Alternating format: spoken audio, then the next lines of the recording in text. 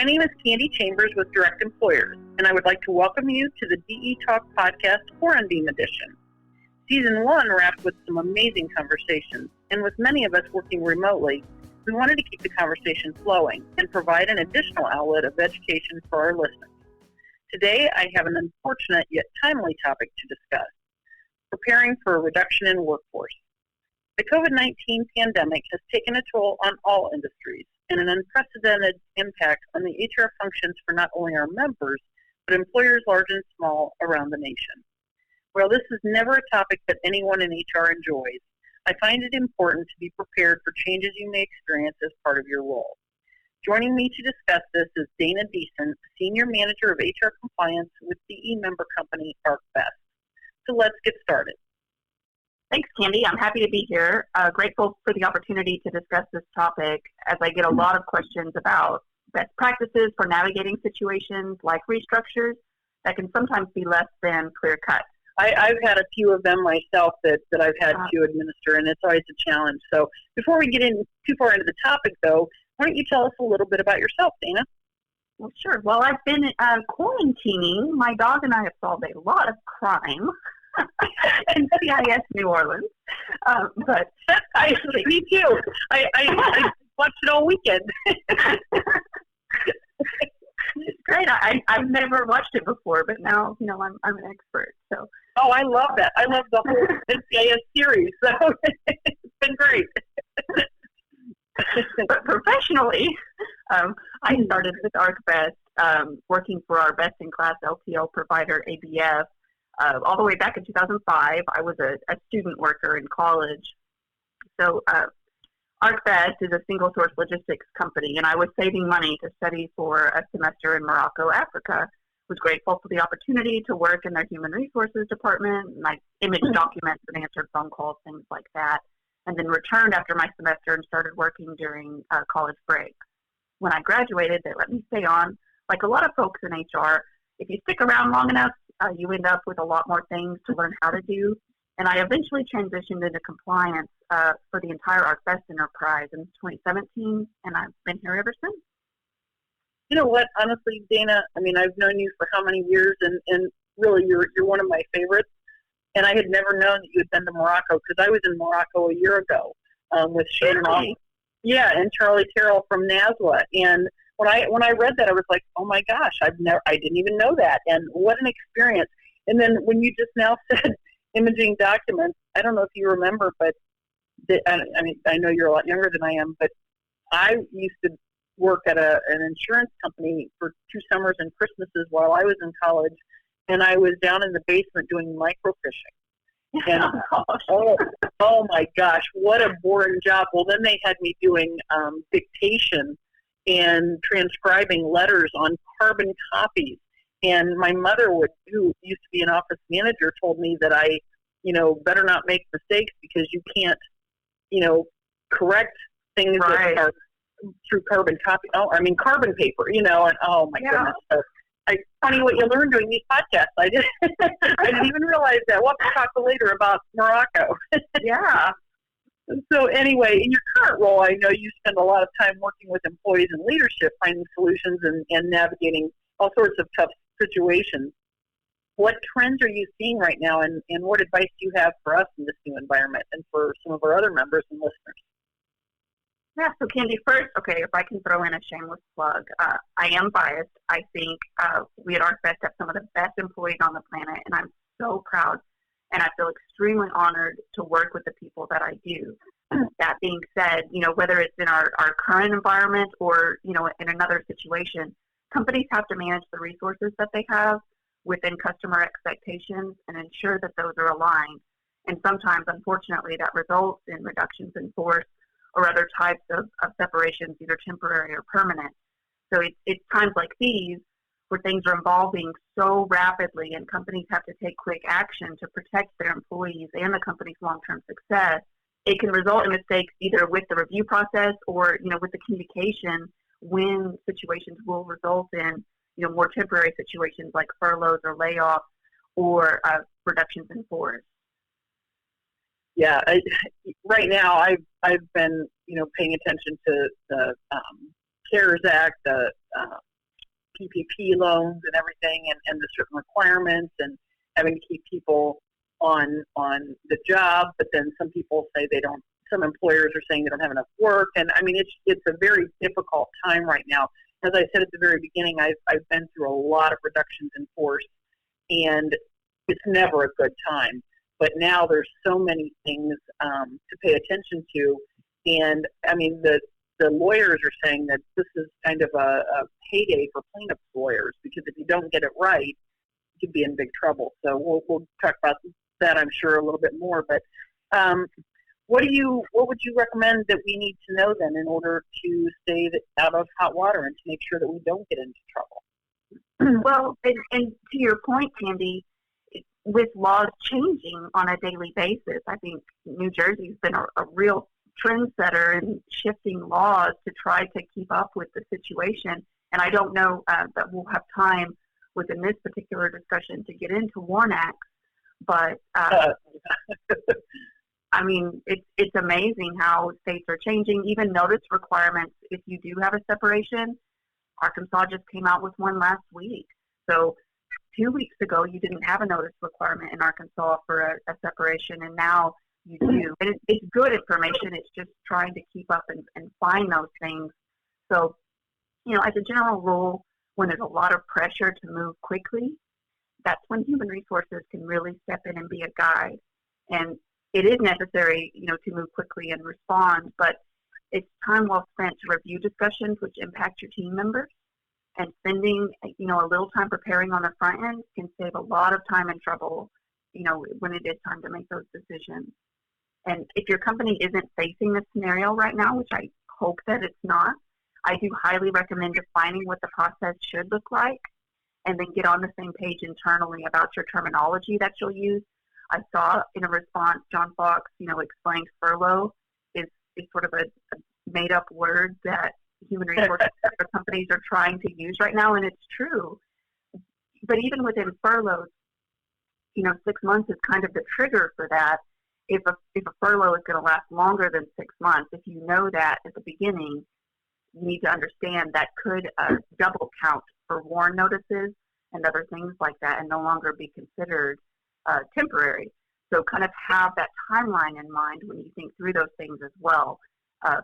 So layoff and furlough are kind of similar terms, reductions in force, you know, or some combination of those in order to get on the same page internally about what terminology you'll use, whether it's terminations, layoffs, reductions in force, furlough, or some combination, you know, of those solutions to try to meet up with customer demands. You know, one thing that you brought up about getting, you know, HR having a seat at the table, and I mean, I've got over a 30-year career in human resources, and I've seen where HR is, you know, really included right at the very beginning, and then other times when HR is just, you know, shaking their head going, oh, geez, now how am I going to clean this up? And the difficulty, I think, today is that there are so many people in HR that don't have a lot of knowledge. I mean, you know, a lot of times you hire someone new into HR, and, you know, they learn how to do their piece of the job. You know, they don't, like, I was smiling, Dana, when you were talking about your beginning and how if you're there long enough, you learn how to do bits and pieces. And I know you've seen my bio, and I've touched almost every area of HR. But not a lot of people today have that great opportunity for experience in so many different areas, and they don't necessarily know what the WARN Act is, or, you know, or what laws you have to follow, and that can be a challenge as well for HR people. Absolutely. So my best advice in that scenario is to have either a network or in-house or outside counsel that you trust that is knowledgeable in some of these areas. I'd also highly recommend having access, if at all possible, to some sort of source like direct employers or SHRM, or, you know, some kind of reliable access to information so that you can search these things. While Google can sometimes come in handy, it's not always the most reliable information, especially as things are evolving so quickly. But if you do find yourself, go ahead. Oh, no, I actually had an attorney one time. I was on the phone for a member with a compliance officer. Unfortunately, it was a compliance officer I had when I was still doing affirmative action plans personally for my company. And so I knew her pretty well, and I liked her. She was wonderful. But this attorney was asking, or saying what he thought was the appropriate action. And I said, no, that's really not correct. I said, have you read the regulations? He said, well, to tell you the truth, I just Googled it. And the compliance officer and I were like, you can't always do that. Yeah, so I appreciate you bringing that up. I mean, you really have to make sure you have people you trust and do have the right answers, because you can really get into a lot of trouble unnecessarily. Exactly. So if you do find yourself, walking in as things have already started happening, if you're already in the midst of it, as HR, you need to carefully review the selection process. If they say these are the people that we've selected, either for, furlough, layoff, reduction in force, whatever the process is, you need to make sure first that it doesn't violate employment laws and that the decisions being made make sense for the organization and the team. So if you're new to your organization, you really need to dig in and understand how it operates, how your organizational chart runs, and is what's on paper actually what happens. And then make sure you have your documentation in order. We mentioned WARN. There's also separation notices. There's so much federal, state, county, municipality that you need to make sure. If you're in Canada, of course, are you, federal, or is it by province? So make sure that you have your documentation in order and that you understand if these are going to be temporary or permanent situations. And then think through the communication process. When at all possible, have leadership pump the brakes in discussing with any affected employees. So if they know who, try to make sure that they don't discuss it yet until you've had a chance to review it all.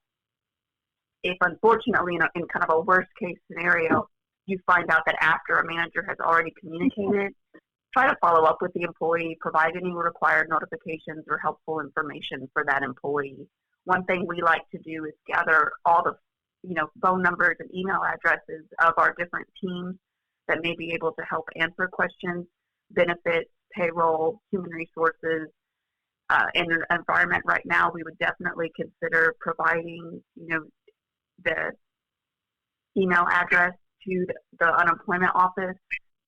As much helpful information as you can, even if you do have additional pamphlets or things like that, having the contact information in one place and ensuring those people will be available to help employees who have questions, it really sets a tone of respect, and that's what you want for those employees, regardless of the reason that they're leaving the organization.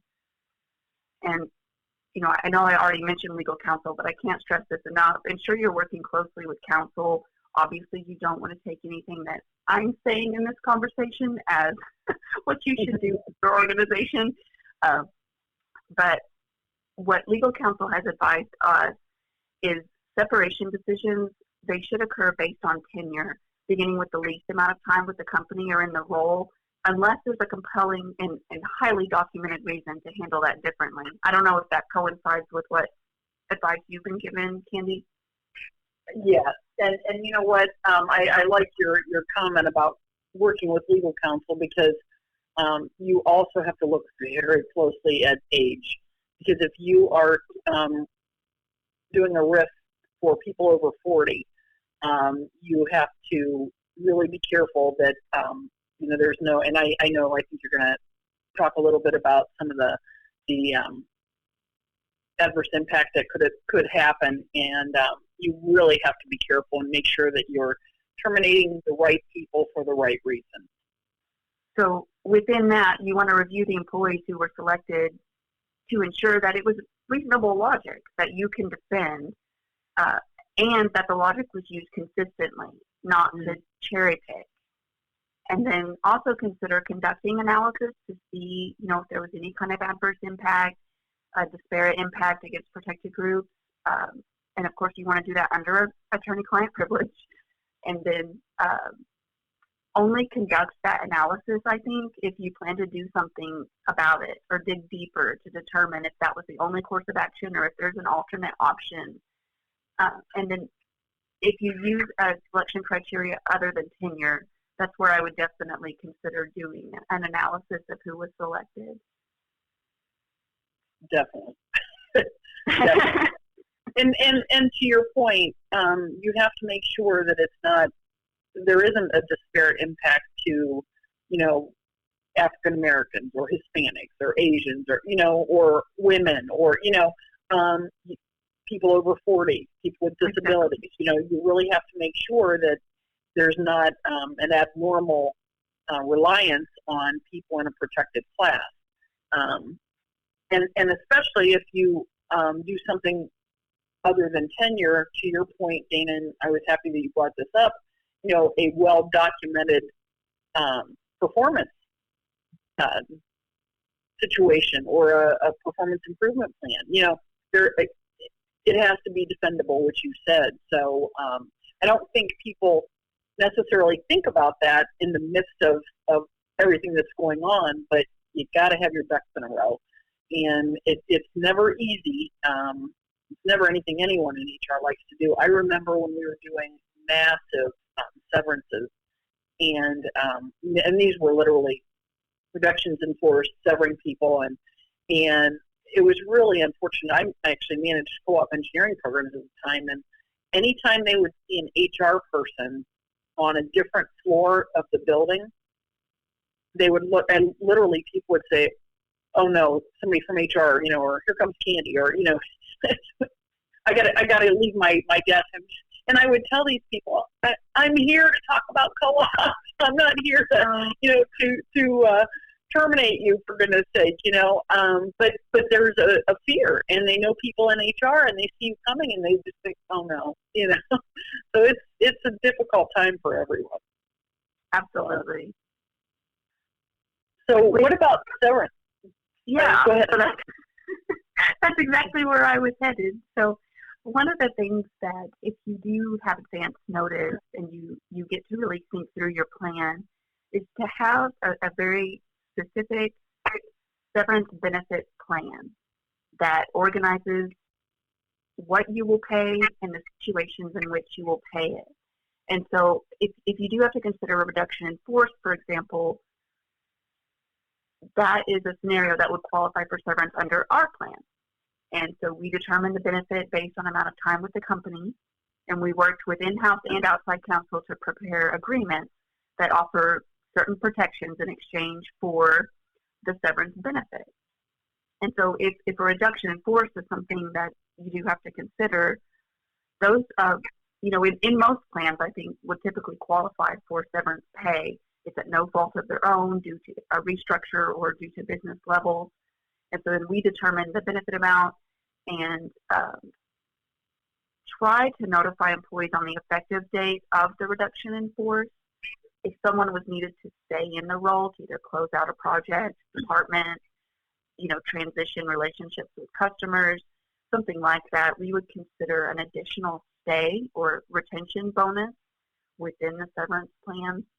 So that will be provided through the severance agreement or separation agreement. It defines the amount of time expected for the employee to continue in that role and contains the standard benefit language, monetary amount for both severance, but then also a stay bonus. And so in that scenario, the employee would need to agree to stay on until a certain date and then give their best effort in the role to qualify for that stay bonus. And then that separation date could be extended or shortened upon an agreeable timeline for the employee and the organization. Yeah, a lot of people are normally willing.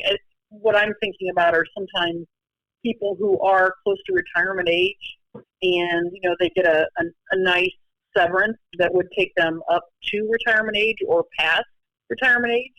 Sometimes those people are more than happy, and sometimes you'll even have people volunteer and say, hey, go ahead and take me off the rolls. I'll take the severance, And, those types of people, especially if you need them to stay because of their wealth of company knowledge, they're more than happy to stay on a little extra time to do that transition work too. So it doesn't always have to be a negative situation, because some people do, appreciate what the company's going through, and they're just as happy to get some extra money on their way out the door anyway, if they're getting close to retirement age. But again, they're over 40, so you got to make sure that they really want to go. So. Absolutely. And that's where communication becomes so important, because if you don't communicate this, if you're not communicating what the company is going through, and of course, you want to carefully word that with your customer experience or marketing team, whoever that is, then employees don't know about it to volunteer. So I think that needs to be part of your larger considerations and how this gets communicated. Are you able to pivot if someone, who is close to retirement age, who wasn't selected for whatever reason initially, either because they have higher tenure, but you're able to pivot and offer that to them if they do volunteer. So I think that's a great point, Candee. It's happened a lot. We actually did a voluntary severance, and we lost 71,000 hours of experience in one day. And then they turned around and did an involuntary severance. So that was probably my biggest. I wasn't severed, but just my biggest experience in watching and handling that type of severance, and watching friends be severed, and that's always a challenge for people who are affected and people who aren't. And I think that's one thing we don't talk about, especially in a severance situation, is the requirement of the remaining employees then to take on the work that is lost. And there's just kind of like right now, they're talking about the mental health of all employees during this pandemic. There's a mental health issue in a severance as well, because people are concerned, and to your point, communication is so important, but they're worried, and then all of a sudden their coworker is severed, or, whatever, laid off, whatever, and then the work doesn't go away. So somebody's got to do that work, so there's another issue that people don't really talk about very much, but that's something that the departments definitely have to face, and the management. Oh, I'm so glad you brought that up. That should really be the question that you ask when you are reviewing this. Who is taking their work? Is that work going away because we're no longer doing business with that customer? Is the work going away because we're just completely ending that department? Or where does that work shift? And then also make that part of your analysis in your selection process. And that's another reason that it is so important for human resources to understand the business, so that they can anticipate where that work is going and gauge whether or not the remaining employees can absorb that workload, what it's going to take to accomplish that without those individuals. But also, as part of your communication, your larger communication strategy around a reduction in force, or even temporary separation, it's having discussions with the remaining employees, because they're going to be worried not only about how am I going to get this accomplished, how am I going to get my work done and other work. Is this the last round? Is this when is the other shoe going to drop kind of situation? So definitely communicating with those remaining employees. Even, of course, we can't ever guarantee that we know that this won't be the last phase, or whatever it is that you're going through, but just that you are looking at that, you are aware of what you're asking of them, and just have that communication, have that dialogue, either in a town hall or one-on-one, depending on what best suits those employees. Yeah, and you're exactly right, and I'll tell you, never really realized until I took over this role, but there's a fine line between sharing the information and being transparent, and then keeping the other information that you really can't share. And Jordan, there isn't anything I'm keeping. One of our creative people is actually producing this podcast, so she didn't have anything to worry about. There's nothing I'm hiding right now. But there are times when you have to be very careful what can be released for whatever reason. Maybe there's some confidentiality or whatever. And then the transparency that you feel personally that you need to exhibit. And it is a challenge for the leadership of a department, of an organization. It's not an easy time for anybody. And there's always sadness too, because you don't want to see this happening to your employees. And a lot of times these employees have become, friends of yours, and it's hard to see that happen. So it's a challenge for employees and for leadership. Very much so. And another consideration kind of on that line is benefits.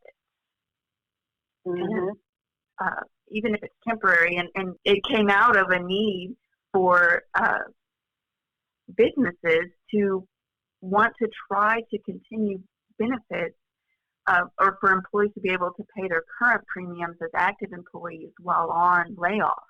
And so it's kind of how furlough came about, because a lot of employers' benefit plans do not allow for the continuation of benefits while on a layoff.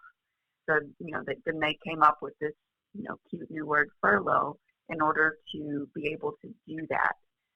So if it is going to be a more permanent situation, you do want to think, when do your benefits end for employees, and other documentation like that as well. You also want to think about if they have any NDAs, confidentiality, non-solicitation, non-compete agreements. Are you going to hold them to that? Does it make sense to do so, especially if you're no longer going to be operating within that department or that realm? Is it really going to hurt your organization if they are, calling on those customers, things like that? Are there aspects that you can release them from or shorten the time frame in order to help them find employment? And then ensure you understand how the company is going to work through these if you do get requests from employees, if you do decide not to release them, and then whether agreements will be enforced, how you're going to enforce those, if you're going to provide copies to affected employees in states that don't require you to release personnel files. Just be prepared for things like that. Of course, some states will require you to provide those. Well, and some states don't allow non-compete agreements either. So exactly. You shouldn't have it in the first place. But yeah. Exactly. So to Dana's point earlier, make sure you have legal counsel involved. I mean, I've got a lot of experience, but I know what I don't know. And I mean, I would never assume that I, had it all right. Yeah, you must include your legal counsel, whether it's inside your in-house counsel or outside counsel. You must have assistance from your legal counsel. And besides, the severance agreements are all legal jargon. And yeah. I'm not a legally. I don't write in legalese. So yes, you don't want to be Googling a severance agreement and trying to make sense of it yourself, for sure. But so what about? Go ahead. I was just gonna say, what about other openings in the company? What about that? Yes. So I like to think of the role as being an agent for those employees, and recommend checking to see if there are openings in other parts of the organization where employees could potentially transfer or assist temporarily. If you have a situation, like the current environment where there are some teams who, may be working in areas where the business has completely dropped off, but then there's customer service or other areas that are slammed, can they assist? What's the ramp-up period? What's the training? Can they help out those teams that are very busy right now until the business comes back in their area? Or is there an area where, they've worked in previously, they have the relevant training to be able to move over permanently if you don't perceive that the business is going to come back quickly? This creates an additional path. Of course, it'll have its own paperwork. its own process, but it really benefits the organization. You have someone already familiar with your systems, and they can kind of jump in. It's a great option for the employee as well when there is an opening. So do you have any recommendations with everyone being remote right now? I know, they're starting to gradually bring people back in, but there's something a little impersonal about, it's kind of like joking, you break up with your boyfriend over a text. It's one of those things that personally I think it's important to do a face-to-face discussion because, these employees have devoted, their time and energy to the business, and I think it shows, that you want them to leave with dignity and you want to treat them professionally. So my recommendation is that you would bring them into the office. What do you think? What would your recommendation be? Absolutely. If it is safe to do so, if there is not a pandemic where you could do a lot more harm to their health and safety than good by bringing them in, outside of that, you should absolutely have this discussion face to face, even if it means that you have to travel to them. If they don't live close to the office or whatever the situation is, I think we owe it to employees to have this discussion face to face. However, if they are not in the office, either due, in this particular scenario, to being high risk, to being afraid to come back into the office, you don't want to force them to do that. You want to create a safe environment that respects their wishes from a health standpoint. You also don't want to be responsible if they were to become sick, to have that question hanging in the air. Is it because I made them come into the office when their employment was terminated? So you have to weigh those risks. It's kind of crazy. This is not a factor that we would have talked about 6 months ago in a restructure, but here we are. So really take time to think through what this process should look like for the employee. If you are not the person that's having the decision or having the discussion, then help that manager, even if they are, a seasoned manager who has communicated separations before, especially if this is going to have to occur remotely, provide them with a toolkit that has talking points that helps them even plan to have the discussion. How do they approach that employee? Because if that employee's office is a kitchen table right now and the kids are running around, that's not a time to tell them that, they're separating employment. So even how you start that conversation, but if it is possible, either give them a little bit of notice and say, hey, we do need to have a discussion that, is sensitive in nature, that it does need to be somewhat private if at all possible, and try to have a video conference if you can. I know it's no substitute for face-to-face meetings, but just even that little bit of humanity, whatever you can do to inject humanity, I think you should definitely strive to do. And that does require you to think through the process and make sure both the person having the discussion receives the appropriate information with enough time to review it and feel comfortable with the discussion. Maybe they do, some kind of role play to prepare for it, whatever they need to feel comfortable. But then also you're thinking about it from the employee's perspective and what do they need to try to have the most respect within this conversation. Yeah, I like I said, I like to treat people with dignity and have them leave with their head held high. That's why it's important. Even if it's a performance issue, I think it's important to have people be treated with dignity.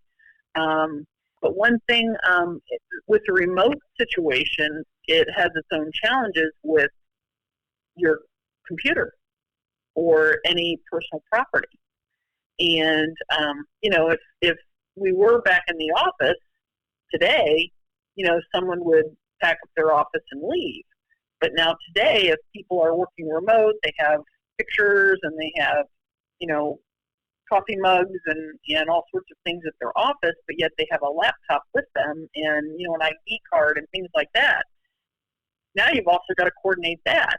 So I think one thing that we've always kind of left in my prior HR experience, that was always left to the HR people to follow up and take care of all of those things. And to your point, Dana, you had said make sure they have a list of all the contact information for anything they might need. Is that how you would recommend handling it? I think so. I think in this situation, you have to think about where people are. If they were reporting to the office and they do have, personal belongings in that office and they're close enough that an exchange could occur, then I think that is a good opportunity for human resources to step in and make that go smoothly.